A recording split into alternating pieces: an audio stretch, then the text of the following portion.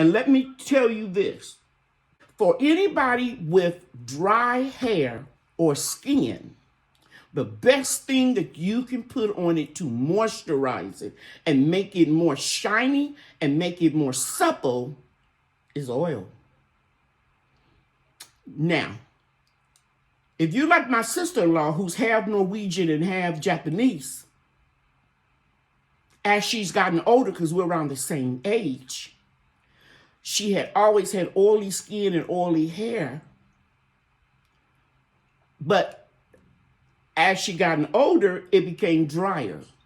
So you're not going to put the same oil. Let's say you're going to do a carrier-based oil with the thick almond oil.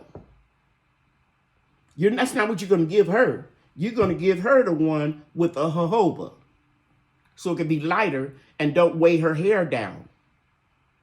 Make sense? And don't make her skin feel greasy if you're putting it in a butter. So always remember this.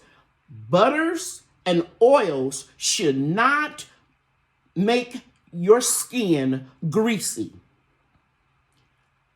Butters, natural butters, and natural oils, whether they are carriers or essential, should penetrate. Now you remember, I'm gonna let you write it down. They should penetrate. I was going to say, you remember the cuticle, like the apple?